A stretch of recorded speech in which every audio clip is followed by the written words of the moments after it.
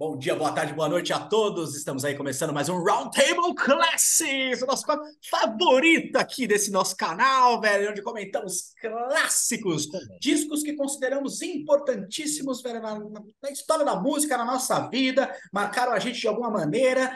Sei lá, cada um tem seu critério, não importa, o que importa é que meu nome é Ian Vitor Caminha, diretamente do ABC, apresentando esse programa maravilhoso para vocês e muito bem acompanhado ao meu brother Raoni. E aí, Raoni, como é que você está? Salve bem gaiada, isso daí, fi. Raoni aqui da Zona Oeste, diretamente do João 23, Jardim São Jorge.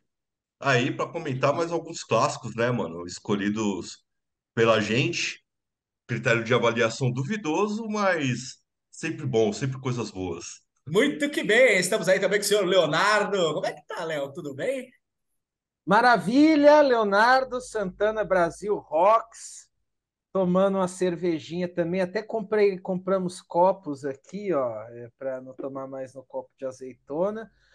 Porra, velho, é caráter duvidoso, né, velho? Esse tipo de gente resenhando rock, né, velho? Não sei se presta, não, velho. Mas o rock de hoje presta, velho. Esse é bom. Esse eu sei que é bom, eu acho que é. É o que mais importa de tudo, velho. Nossa opinião não vale nada, mas a gente fala. Vamos falar porque tem que falar mesmo, e é isso que é. Senhor Leonardo, por favor, dê. Vixe, vai, pode começar, velho. Fique à vontade, que eu sei que esse é seu, velho. Vamos lá. Ah, então sou eu, então, cara. Porra.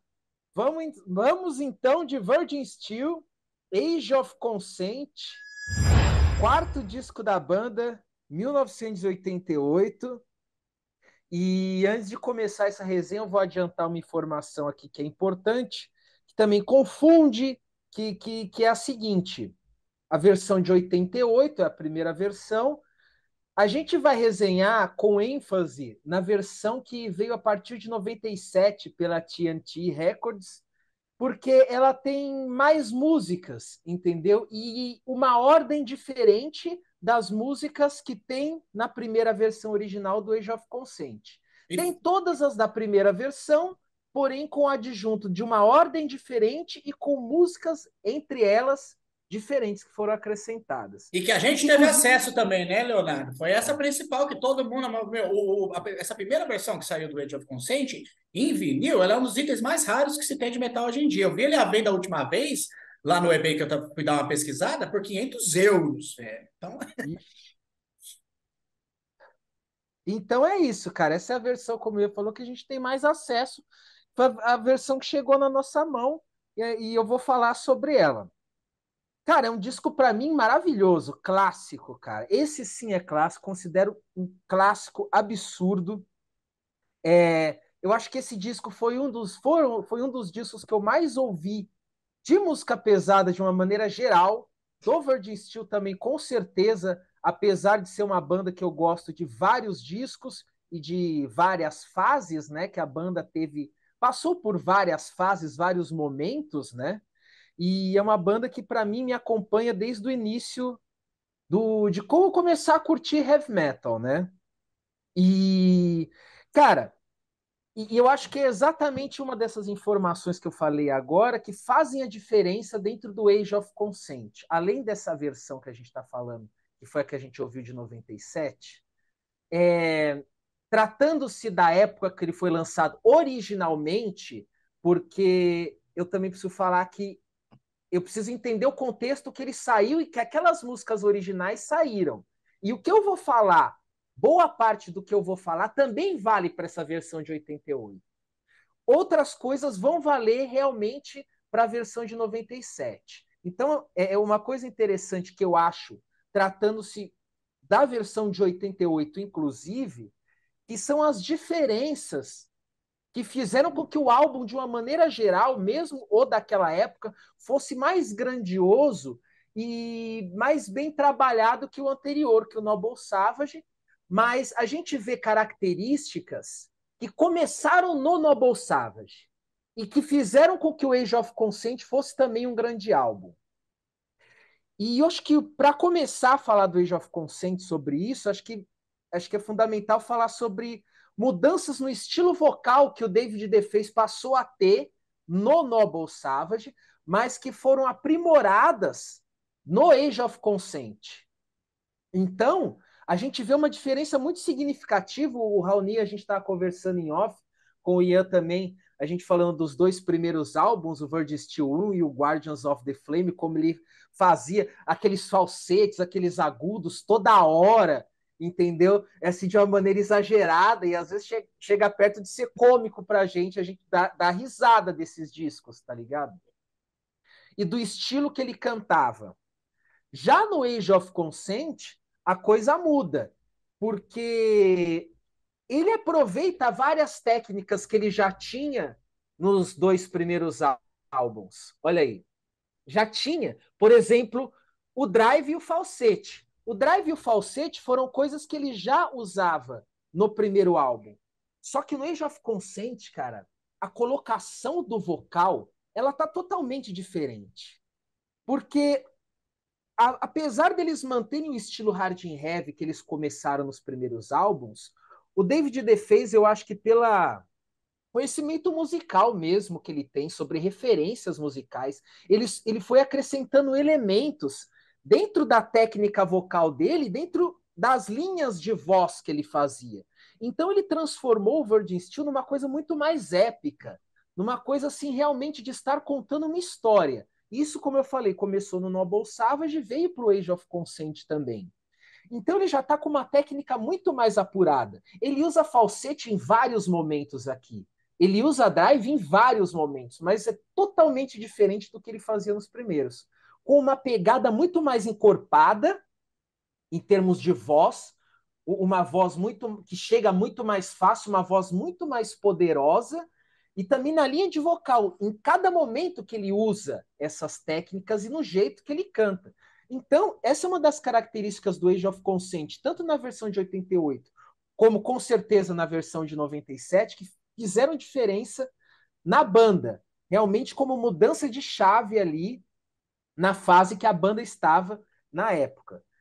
E uma outra característica também que veio do Noble Savage, que veio para esse disco, que também faz toda a diferença, é o Porcino, cara. O guitarrista, o Eduardo Porcino, que entrou no Noble Savage, e que, cara, apesar do Jack Starr ser um guitarrista bom, um guitarrista legal, que continuou a sua carreira depois no Jack Starr, Burning Star, mas, cara, o Eduardo Porcino, cara, nesse disco e em vários outros que vieram depois, no Noble Savage também, mas Marriage 1, 2, a gente estava falamos sobre o Invictus no Round Table já, e, cara, é uma colocação de três coisas, né, fundamentais para todo guitarrista, mas que aqui tá de uma maneira maravilhosa, que é timbre, solos e riff.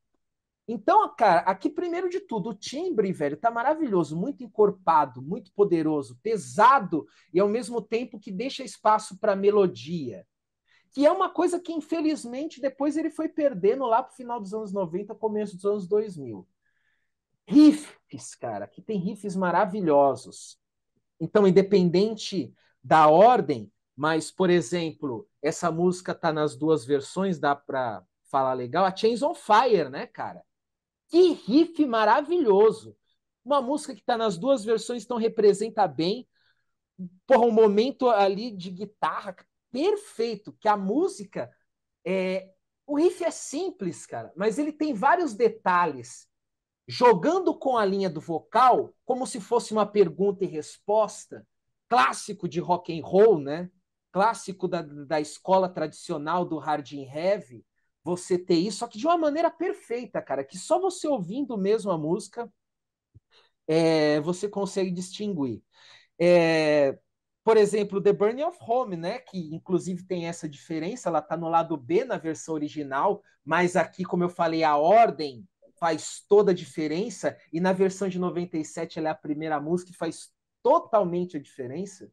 Você vê o jogo de guitarra do riff com o teclado acompanhando numa maestria assim maravilhosa, assim como eu posso dizer, casando perfeitamente o riff com a entrada do teclado que transforma a música de uma maneira triunfal e que realmente a versão de 97 faz a diferença dela ser a primeira música, velho. Começa extremamente poderosa, velho. o disco ele começa totalmente diferente. Isso é uma grande diferença e existem ainda outras que eu vou continuar falando aqui rapidamente. Mas assim, como característica principal musical do disco, essa diferença do vocal e da guitarra principalmente faz o disco ser maravilhoso e também os arranjos. Os arranjos de uma maneira geral, ele faz o disco ser muito mais grandioso. E isso eu acho que é uma das principais diferenças que faz a diferença de 88 para 97 é essa. Porque na versão de 97 ele inclui vários interlúdios ali entre as músicas, passagens de piano, entendeu? Que trazem, entregam uma coisa muito mais épica, grandiosa, essa coisa teatral que o David DeFace tem de colocar como se fosse uma peça teatral com vários atos, com vários momentos, com várias passagens. Ele consegue fazer isso e consegue deixar o disco muito mais poderoso. Uma outra diferença também, que até o Ian mencionou agora um pouco antes da gente começar a gravar, que são músicas também assim em si, que não tem, por exemplo, a Let It Roar. Porra, que música, velho! Que som rápido, velho, poderoso, um puta vocal. Cara, um refrão simples, entendeu? E que você consegue cantar junto, fez toda a diferença também nessa versão, cara, e no disco. E é uma coisa também que há de se discutir, que também a gente estava discutindo sobre isso antes, essas músicas ainda que ele acrescentou, elas ainda mantêm a cara e a pegada de 88. Por exemplo, ele ainda conseguiu deixar no disco o hard and heavy tradi da época, entendeu? Que ele sempre manteve. Então, por exemplo, Seventeen, que é um puta hardão, tá ligado? Que tem na versão original, casou muito bem com essa versão épica também de 88. Cry Forever, covers, tem um top, o cover do Uriah Heep também ficou muito bom, cara. E eu acho que ele conseguiu casar bem com as músicas que ele acrescentou, esses interlúdios. E o que, que eu acho que ele queria fazer com isso?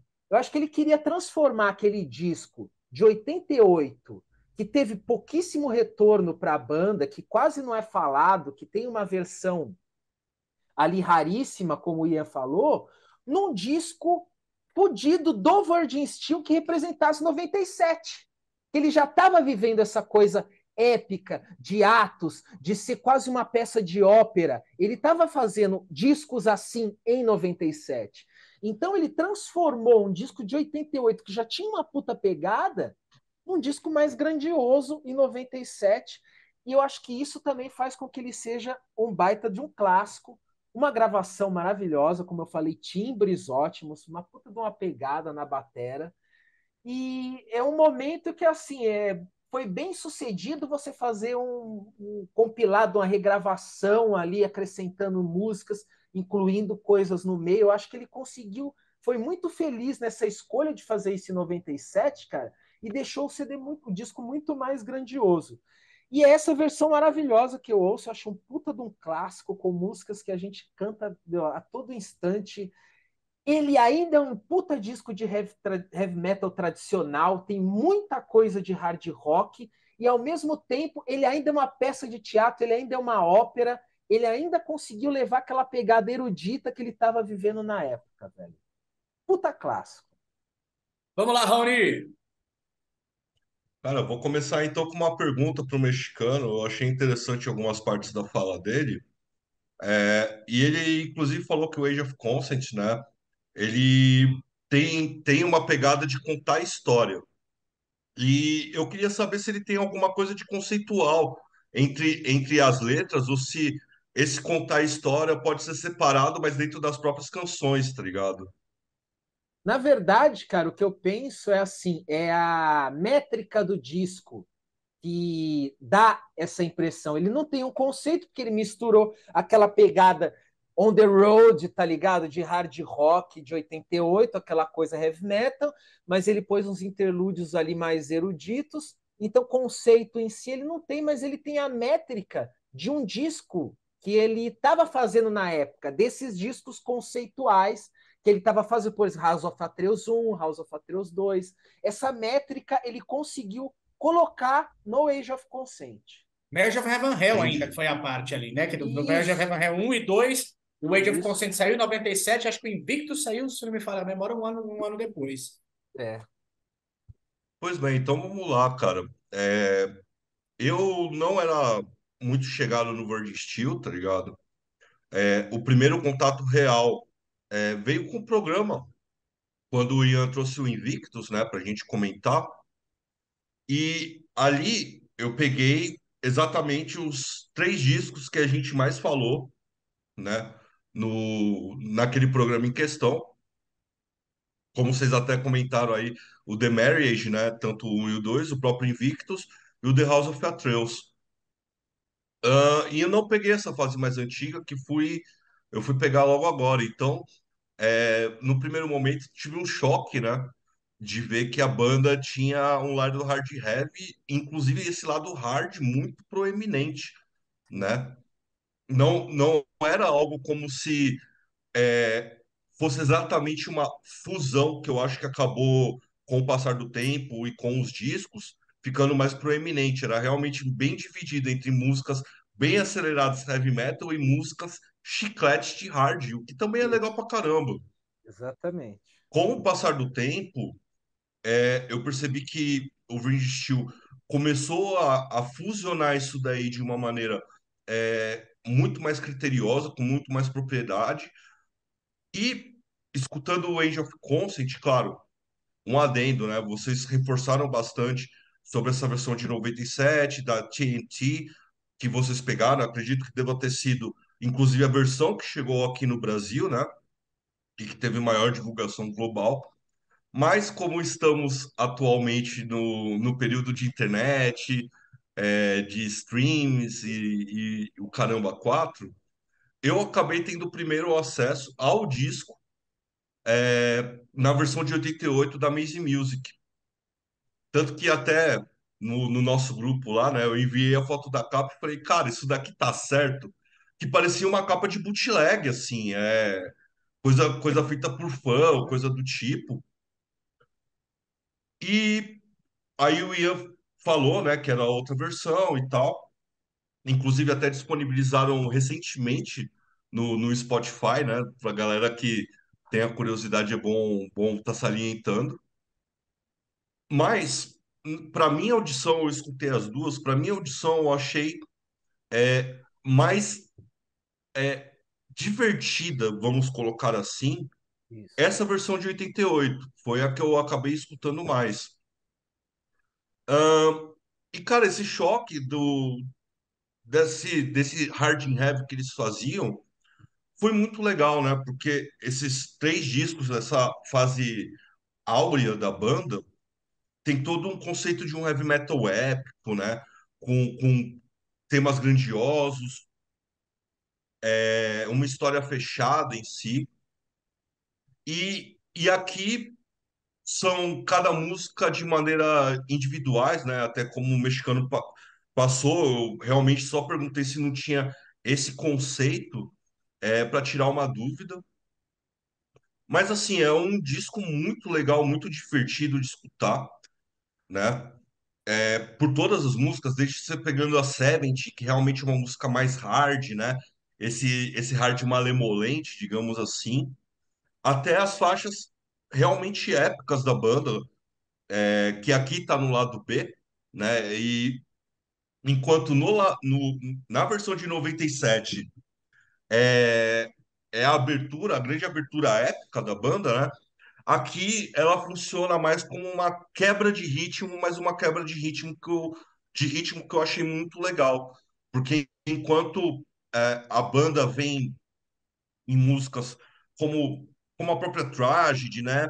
E aí você tem um cover com o Stay on Top, quando a Chains of Fire, né? Que tem um puta rifão que vocês estavam falando. E aí você muda e vem The Burn of Rome, que é um puta épico, uma música com puta conceito legal, tá ligado? E aí o disco já vai caminhando para o seu desfecho. Eu achei o fato desse disco ser menor e sem todas as introduções, mais fácil de escutar. Porém, eu entendo totalmente a diferença, né, para a versão de 97. O Virgin Steel já era uma banda consolidada, né, nessa época, com dois discos, é, dois ou três discos, se é que a gente pode botar assim. Saiu antes do Invictus, depois do Invictus, que agora eu não me O Age of recordo. Consent? Isso, a Quatro. segunda versão. Ah, antes, um ano, saiu um ano antes. Ah, Acho não que a é. versão é 97 e o Invictus é 98. Tá. Então, a banda ela já tinha um conceito, né? Ela ganhou uma atenção legal de público e mídia. E aí é realmente o que o Leonardo falou. O disco em si ele vem seguindo essa toada, né? As músicas acontece um negócio muito louco que isso daí, cara, eu não lembro agora de cabeça uma outra banda que tenha feito isso, que é esse rearranjo de ordem de músicas, né? Normalmente quando sai, você pode até ter músicas a mais e tal, mas dificilmente você vai rearranjar a ordem delas, né? E ainda Pentagram, colocando. Raoni. Pentagram no Day of Reckoning, velho. Tá, pô, boa referência. É que Pentagram eu só escuta nos 70, não escuto coisa atual dele dos anos 80 em diante. Atual é foda. Pô, eu tava nascendo, Mas, velho. Mas tudo mas bem. assim, é, a maneira como eles se rearranjam, né? Essas introduções para as músicas que eles compuseram e realmente aumentaram a minutagem do disco, né? Tanto que o disco original tem 42 minutos. Aí você vai pegar o relançamento, né? Tem 1 hora e 10. Eu acho que é um pouco mais até. E realmente isso daí vem com os valores, né? Somente do DVD Face, que coloca ali a personalidade que a banda estava no momento, com toda essa coisa teatral, toda essa carga épica que a banda já vinha seguindo. Cara, um bom disco, aliás, um bom não, minto, é um excelente disco. Realmente me surpreendeu muito. As músicas no geral, assim, se for falar uma a uma, chega a ser sacanagem. Todas são muito boas, tá ligado? Destacando aqui, além da própria Burning of Rome, né? We Are Eternal também é muito bom. Lion Winter eu achei uma música cativante pra caralho.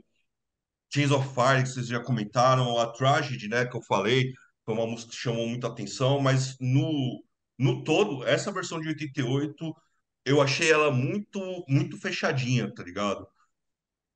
Porém, eu ainda não posso colocar como clássico, né? Eu ainda tenho como clássico os discos ali dos anos 90, né? O The Marriage, o Invictus, que, como a gente disse, já foi apresentado aqui no Round Table, e o The House of Atreus, né? Realmente, para mim, foi a linhagem top da banda, né? Os discos de ouro deles mesmo. Talvez falte um pouco de audição, mas me cativou muito. Pode ser que nem em anos, talvez daqui a alguns meses eu já fale assim, putz, é clássico mesmo. No momento atual, acho que eu não posso colocar dessa maneira. Maravilha, meu querido. Vamos lá, então. Puta, velho. Que legal. Que legal, velho. A gente tá falando aqui sobre Age of Consent. Porque, mano, esse é um álbum que ele me traz tanta lembrança boa. É tanta coisa legal, velho. É um período tão lindo, velho, da minha vida, tá ligado? Sabe, é final de adolescência, onde nada mais importa, velho. A única coisa que me importava ali, mano, pô, é heavy metal, velho. É a única coisa que eu queria saber da vida. Tinha responsabilidadezinha aqui, ali, tinha que fazer tal coisa. No final das contas, velho, era tudo sabendo que eu ia ter resultado. O meu resultado ia ser chegar em casa, tá ligado? E poder ouvir discos como esse, velho. Eu conheci o Virgil Tipo mexicano, na época, a gente se conheceu, o quê? Em 2003. E aí, meu, lá para 2005 que a gente foi começando a trocar mais informação de heavy metal, de repente começou a se trombar praticamente todo dia, eu ligava um para o outro, falava, oh, tem isso e aquilo, tem isso e aquilo. E ele passou a informação para mim do Virgin Steel, mas, assim, minha memória não é das melhores, mas do que eu tenho na minha cabeça é que o Age of Consent não foi dos primeiros que eu escutei, não. Demorou até, se eu não me engano, para escutar um pouco o álbum. Eu lembro que eu escutava o Noble Savage antes do Age of Consent, que eu acho que foi o primeiro que eu comprei nas barraquinhas que tinha ali do lado de fora da galeria. Comprei pirata, porque o original era um absurdo. E comprei o primeiro, né? Primeiro álbum do Britney Steel. Deixa pra lá o primeiro. Mas, bicho, foram um pouco tempo depois que caiu o Age of Consent nas minhas mãos, e ao mesmo tempo veio o Marriage of Heaven and Hell, que o primeiro ele tinha muito barato na galeria. E quando caiu o Age of Consent, assim eu falava, nossa, velho, o mexicano tá toda hora falando na minha orelha, é o melhor, é o melhor, é o melhor. Pô, pouca bosta não vai vir, tá ligado? Como vocês já comentaram, né? A versão que a gente tinha acesso, pelo fato da raridade do primeiro, nem saiu direito. O Gentil parece que teve muito problema com a indústria musical no final ali dos anos 80. Saíram pouquíssimas versões, velho. Parece que em CD tem algumas a mais, viu? Em CD você não acha ele tão caro, com a capa original ainda. Eu não sei se é relançamento, eu não cheguei a pesquisar. Enfim, voltando ao assunto, meus amigos, quando eu cheguei, a primeira faixa que se pega, velho, a música The Burning of Rome.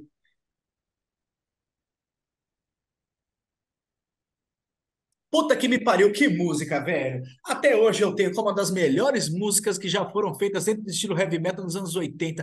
Que música maravilhosa, velho. Oh, heavy metal clássico, épico, mas com aquela pegada meio hard heavy, tá ligado? Com aquela cara no final dos anos 80, com aquele refrão maravilhoso. Pô, esses dias na Alemanha, velho, eu tava num bar de rock lá na Alemanha e tinha um maninho meio hard rock, assim, rolando um monte de som lá do B, e eu pensando assim, esse DJ é meio egoísta. Ele só bota. Eu reclamando com o brother meu. Ele só bota as músicas que ele gosta e os hard rock lá do B. Quando eu ouço a espadinha trincando assim, ó, aço com aço. Psh, aí eu. Filha da puta, engoli seco, tá ligado? Falei, não, deixa ele lá. Meu, que música, velho! Ô, mexicano, quantas vezes a gente não ouve essa música, velho, em casa, mano? Puta, os caras saíam. O mexicano era o único que trabalhava, chegava em casa, eu já tava bêbado, o Marlon já tava dormindo, tá ligado? Não, Burning of Já tá Home! dormindo. Burning of Home agora, velho. O Marlon acordava assim, tipo, com o quadro do Picasso, tá ligado? Um olho aqui, outro aqui, ele. One Nation, One King. Tipo, meu, que demais, velho. Que demais. Então, eu nem comecei a falar sobre detalhes do álbum assim, mas eu achei importante começar assim para mostrar como às vezes com a música marca, tá ligado, de uma forma, e conforme o tempo vai passando, tem coisas que ficam, tem coisas que vão. O Age of Consent tá para ficar, velho, porque é um álbum maravilhoso, daquela que foi a minha banda, uma das minhas bandas favoritas ali desse final de adolescência. Talvez eu até considerava a minha favorita ali naquela época, porque, pô, 17 anos de idade, tá ligado? E ver uma banda tão grandiosa, com tantos lançamentos maravilhosos, que não tem reconhecimento nenhum, aí virou tipo meu segredo, tá ligado? Eu falei, puta, velho, esse aqui vai ser o. Dentro do meu mundo, né? Eu tô falando. Lógico que já tinha muita gente que gostava de Virgin Steel ali na época. O Invictus, se eu não me engano, até sair, se eu não me engano, teve uma versão nacional. Também é meio rara essa versão, né? Enfim, velho, aí a gente vai falar sobre o Age of Consent hoje. Eu vou comentar um pouco sobre a versão essa de 97. Por quê? A versão original, sinceramente, o Aoni, ele deu a explicação dele, bicho, eu tenho dificuldade de ouvir. Porque a minha visão sobre o Age of Consent é o quê? Começa o épico, vem o hard rock e termina o épico meio triste. Que é com o final com a Cry Forever e com a We Are Eternal.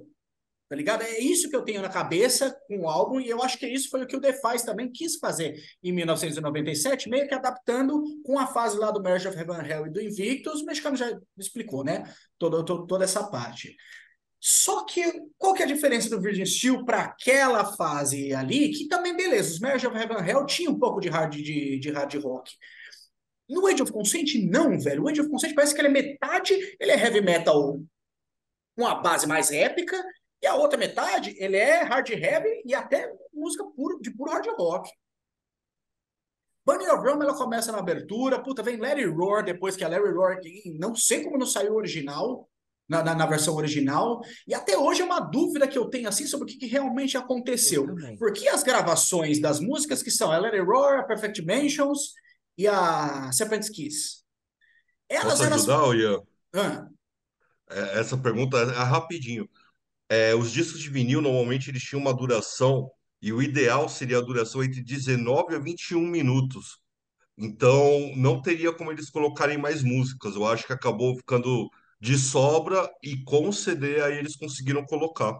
Então, mas aí o Guns N' Roses tem, mano, já tinha, velho, na mesma época, tá ligado? Álbum com duração de 1 hora. Mas assim, na verdade, a minha dúvida que eu tenho, tá ligado? É sobre a gravação dessas músicas, se elas foram feitas nessa época ou se foram feitas depois, porque a Eu gravação é também não muito sei. próxima. Eu não sinto diferença de ouvir a gravação da Lily Roll pra mim é a mesma coisa. Assim, para um álbum, para o Virgin Steel, que tinha tanta dificuldade na época, tá ligado? Aparentemente, né, por conta do problema de divulgação, problema com a indústria musical no geral, ter uma gravação tão boa, que é a coisa que se ouve hoje na versão original também, é, por que, tá ligado? Não sei, como não me colocaram uma das músicas, pelo menos? Como foram feitas essas músicas? Onde que elas estavam?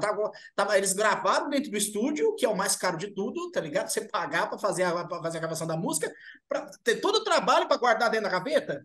Ah, em 97 eu lanço. Tem alguma conta assim, velho, que não, Que não que bate. não tá batendo muito bem, que eu não consigo entender. Eu também Assim, não. o que você comentou, tá ligado? É o tempo da gravação e também o tempo é perfeito, assim, pro Age of Consent na época original, ainda mais ali no final dos anos 80. Mas de onde vieram essas músicas, velho? Isso eu não sei.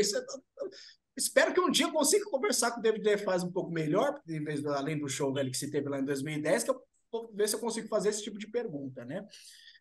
Enfim, mano, e como o Virgin Steel era legal nessa época que tinha esse equilíbrio de hard de metade hard rock, metade heavy metal. Era uma característica da banda. Isso foi sempre criado desde o início, mesmo que eu não goste muito do primeiro, mas ali estava o embrião de toda essa história. Uhum. E a coisa ela foi crescendo.